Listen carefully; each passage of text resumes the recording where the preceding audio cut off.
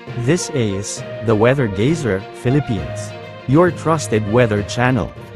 Magandang araw Pilipinas, narito na ang pinakauling update sa magiging lagay ng ating panahon. Patuloy ang pagkilos ni Bagyong Goryo papalapit sa bahagi ng extreme northern Luzon o di kaya naman ay sa Taiwan. Habang ito ay patuloy na lumalakas, inaasahang lalakas pa ito bilang typhoon category sa mga susunod na oras. At dahil dito, hindi inaalis ang posibilidad na itaas ang tropical cyclone with signal number 1 sa extreme northern Luzon, particular sa Batanes, kung sakaling lumakas pa at lumapit ang bagyong ito sa nasabing rehiyon. Huli itong namataan ng Pag-asa sa layong 1,060 kilometers silangan ng extreme northern Luzon. Taglay nito ngayon ang lakas ng hangin na umaabot sa 110 kilometers per hour malapit sa gitna at pagbugsong umaabot naman sa 135 kilometers per hour. Sa ngayon ay kumikilos ito ng kanluran, timog kanluran sa bilis na 20 kilometers per hour.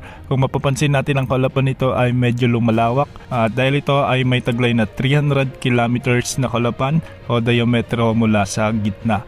Wala namang nakataas na tropical cyclone with signal sa anumang bahagi ng ating bansa at hindi naman ito inaasahang magdadala ng epekto sa kalagayan ng panahon sa susunod na 3 araw ayon ito sa forecast ng Pag-asa.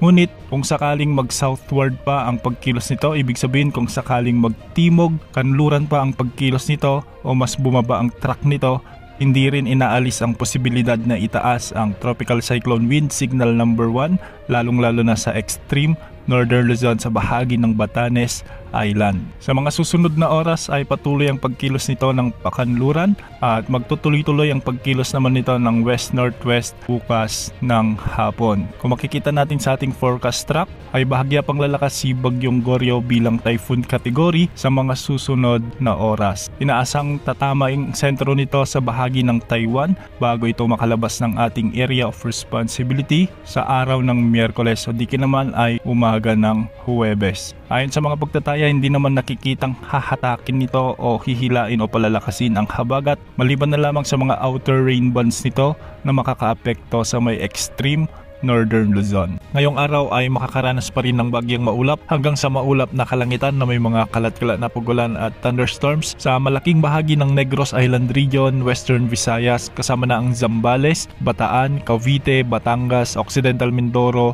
sa may Romblon at Palawan. Dulot pa rin ito ng umiiral na mahinang habagat o southwest monsoon kaya posible pa rin ang banta ng mga biglaang pagbaha o pagguho ng lupa lalo na kung may mga umiiral na severe thunderstorms. Para naman sa nalalabing bahagi ng ating bansa, kung mapapansin natin ay walang masyadong mga kaulapan na nagdadala ng mga pag-ulan maliban na lamang sa mga umiiral na localized thunderstorms. Kaya hindi rin inaalis ang banta ng mga biglaang pagbaha o pagguho ng lupa lalo na kung may mga umiiral ding severe thunderstorms.